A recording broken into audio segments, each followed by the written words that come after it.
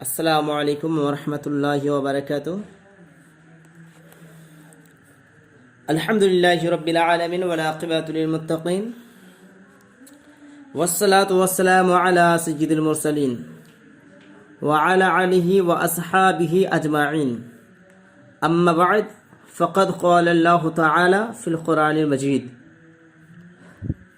ھذا ما لیس منہ فہو رد۔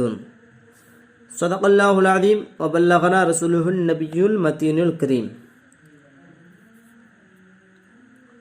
تو میں نے جس موضوع سخن لیا ہوں اور جو اعتراض کرتے ہیں وہابی لوگ، پہلے اعتراض بتاتے ہیں۔ اعتراض یہ کہتے ہیں مخالفان، یہ بھی کہتے ہیں کہ جو کام حضور علیہ الصلوۃ والسلام یا صحابہ کرام یا تابعین تابعین کے زمانے میں سے کسی زمانے میں ایجاد ہو جاوے تو وہ بدعت نہیں، تو ان زمانوں کے بعد جو کام ایجاد ہوگا وہ بدعت ہے، اور وہ کوئی بھی جائز نہیں، سب حرام ہے۔ یعنی صحابہ کرام تابعین کے ایجادات سنت ہے، اس لیے کہ مشکات باب الاعتصام میں ہے فعلیکم بسنتی و سنت الخلفاء الراشدین المہدیین تمسکوا بہا وعضوا علیہا بالنواجذ۔ تم پر لازم ہے کہ میری سنت اور ہدایت والے خلفائے راشدین کی سنت کی اس کی داد سے مضبوط پکڑ لو۔ اس حدیث میں خلفائے راشدین کا کاموں کی سنت کہا گیا ہے، اس کو پکڑنے کی تاکید فرمائی گئی، جس سے معلوم ہوا کہ ان کی ایجادات بدعت نہیں۔ اور ایک سنیے، حدیث میں ہے مشکات باب الفضائل صحابہ میں ہے خیر امتی قرنی ثم الذین یلونہم ثم الذین یلونہم ثم ان بعد ذلک قوما یشہدون ولا یستشہدون ویخوفون ولا یعتمنون۔ میرے امت میں بہتر گر وہ میرا ہے، پھر وہ جو ان کے متصل ہے، پھر اس کے بعد ایک قوم ہوگی جو بغیر گواہ بنائے ہوئے گواہ دیتی پھر پھرے گی، اور جو خیانت کریں گے امین نہ ہوں گے۔ اس سے معلوم ہوا کہ تین زمانے خیر ہے، صحابہ کرام کا، تابعین کا، اور پھر شر اور خیر کا زمانہ جو پیدا ہو وہ خیر یعنی سنت ہے، اور شر زمانہ میں جو پیدا ہو وہ شر یعنی بدعت ہے۔ مسکت باب الاعتصام میں ہے تفترق امتی علی 73 ملت كلهم في النار الا واحدة قالوا من هي یا رسول اللہ قال ما انا علیہ واصحابہ۔ میری امت کی 73 فرقے ہو جائیں گیا، ایک سوا سب جہنمی ہے، ایک کے سوا سب جہنمی۔ عرض کیا یا رسول اللہ، وہ ایک کون ہے؟ فرمایا جس پر ہم اور ہمارے صحابہ ہے۔ معلوم ہوا صحابہ کرام کی پیروی جنت کا راستہ ہے، اس لیے ان کی ایجادات کی بدعت نہیں کہہ سکتے۔ اور مشکت باب فضائل الصحابہ میں ہے اصحابی کالنجوم فبأیہم اقتدیتہم اہتدیتہم۔ میرے صحابہ رضوان اللہ علیہم کے تاروں کی طرح ہے، تم جس کے پیچھے ہو تو ہدایت پالو گے، تو اس سے بھی معلوم یہ ہوا کہ صحابہ کرام کی پیروی باعث نجات ہے، لہذا ان کی ایجاد کردہ کام بدعت نہیں، کیونکہ بدعت تو گمراہ کن ہے۔ اب جواب سنیے، یہ اعتراض کرنے والا اعتراض کیا، یہ سوال بھی محض دھوکہ ہے، اس لیے کہ ہم نے مرقات اور اشاعت علماء کے حوالے سے ثابت کیا ہے کہ بدعت وہ کام ہے جو حضور علیہ الصلوۃ والسلام کے بعد پیدا ہو۔ اس میں صحابہ کرام تابعین کا ذکر نہیں، اس لیے کہ مشکات باب قیام شہر رمضان میں ہے حضرت عمر رضی اللہ تعالیٰ عنہ نے اپنے زمانہ خلافت میں تراویح کی باقاعدہ جماعت دیکھ کر فرمایا نعمت البدعۃ ھذہ، یہ تو بڑی اچھی بدعت ہے۔ پھر فرمایا خود حضرت عمر رضی اللہ تعالیٰ عنہ نے اپنے مبارک فعل کو بدعت حسنہ فرمایا۔ اور ترمذی، ابن ماجہ، نسائی، مشکت شریف باب القلوب میں حضرت ابو معالک اشجعی سے روایت فرماتے ہیں کہ میں نے اپنے والد سے نماز فجر میں قنوت نازلہ کے متعلق پوچھا تو آپ نے فرمایا کہ اے نبی محدث بیٹے یہ بدعت ہے؟ تو دیکھو زمانہ صحابہ کی چیز کو آپ بدعت سیاح کہہ رہے ہیں. اگر زمانہ صحابہ کی ایجادات بدعت نہیں ہوتی تو تراویح بدعت حسنہ کیوں ہوتی؟ اور قنوت نازلہ بدعت سیاح کیوں ٹھہری؟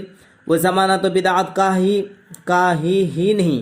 تیسرا اس لیے کہ پہلا باب میں بحوالہ مرقات گزر چکا ہے. تراویح کی جماعت بدعت مستحبہ ہے، یعنی تراویح سنت اور اس کی باقاعدہ پابندی ہے. جماعت بدعت حسنہ، انہوں نے حضرت فاروق رضی اللہ تعالیٰ عنہ کے فعل کو بدعت میں داخل کیا.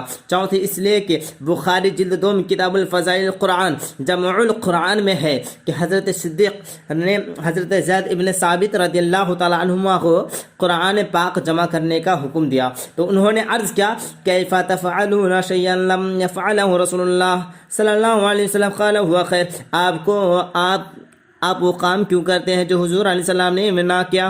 صدیق نے فرمایا یہ کام اچھا ہے. حضرت ابن ثابت نے ہرگاہ صدیق رضی اللہ تعالیٰ عنہما میں یہی عرض کیا کہ قرآن کا جمع کرنا بدعت ہے، آپ بدعت کیوں ایجاد کر رہے ہیں؟ حضرت صدیق رضی اللہ تعالیٰ عنہ نے ارشاد فرمایا کہ بدعت تو وہ ہے مگر حسنہ ہے، یعنی اچھی ہے، جس سے پتہ لگا کہ فعل صحابہ کا خیرام بدعت حسنہ ہے. مخالفین کی دلائل کے جوابات حسب ذیل ہیں. آپ مولانا یہ کہتے ہیں، جرجس صاحب کہتے ہیں، یہ مولانا کیوں اس کو کہتے ہیں؟ اس کو تو بیوقوف بولنا چاہیے. مولانا طارق جمیل اس کو تو چوتیا بولنا چاہیے. مولانا جرجس اتنا بڑے خبیثات ہیں جو ان کے خبیث کی کوئی موجود ہی نہیں، جو کیسے اعتراض سالے. یہ سب پہلے سے پھر شروع سے اس کو تعلیم حاصل کرنا چاہیے. جتنے اس لیے تو شیطان کہتے ہیں کہ جرجش میرے چھوٹے بھائی ہیں، علامہ طارق جمیل کو کہتے ہیں میرا بڑے بھائی ہے. تو تمہارے جیسے کو بھائی کیسے کہہ دے گا؟ وہ یہ سوچنے کی بات ہے. زمانے کی کچھ پڑھا لکھا تو ہے لیکن ایسے پڑھا لکھا نہیں بنائے، یہ پورے قوم کو برباد کر دیں گے، خاک اٹھائے گا. اللہ تعالیٰ ان حرام خوروں کو، ان حرام خوری کی ایجادات کو ختم کر دے. جرجش کان کھل کر کے سن لو، پھر میں آپ کو ایک جواب دیتا ہوں. جو 1 نمبر حدیث سن لو، فعلیکم بسنتی سنت الخلفاء راشدین. خلفاء راشدین کا اقوال افعال کا لغوی معنی سنت فرمایا گیا، یعنی یہ مسلمان تو میرے اور میرے خلفاء کے طریقوں کو اختیار کرو، جیسے ہم پہلے باب میں حدیث نقل کر چکے ہیں. اب سنو وہابی لوگ، دیوبندی لوگ کیا اعتراض کرتے ہو. پھر ایک حدیث سن لو، من سننا فی الاسلام سنت حسنۃ فلہ اجرها، اور من سننا فی الاسلام سنت سیئۃ. اس حدیث میں سنت بمعنی طریقہ ہے. قرآن کریم فرماتا ہے سنت من قدر رسولنا قبل من رسولنا ولا تجد لسنتنا تحویلا. نیز فرماتا ہے سنت اللہ التی قد خلت. ان آیت اور حدیث میں سنت سے مراد سنت شرعیہ بدعت کے مقابل نہیں بلکہ بامعنی طریقہ ہے. سنت الہی اللہ طریقہ، سنت انبیاء نبیوں کا طریقہ وغیرہ. اس حدیث میں فعلیکم بسنتی کے ماتحت اشعامات اللمعات میں ہے بحقیقت سنت خلفاء راشدین. ہاں راشدین ہما سنت پیغمبر است و در زبان ان حضرت علیہ السلام شہرت نایافتہ بود.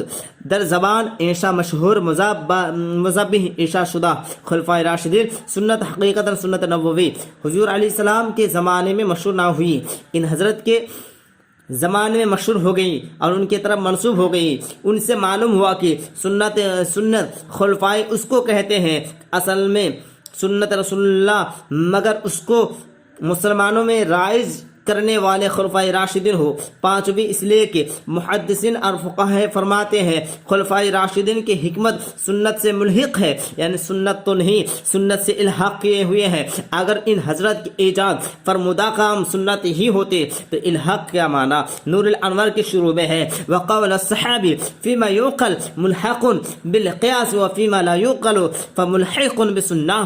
صحابہ کا فرمان عقلی باتوں سے قیاس سے ملحق ہے اور غیر عقلی باتوں میں سنت سے ملحق ہے. اگر صحابہ کا ہر قول و فعل سنت ہے تو قیاس سنت کا الحاق کا کیا معنی؟ عشرۃ الجماعت پر زیر حدیث فعلیکم بسنتی ہے.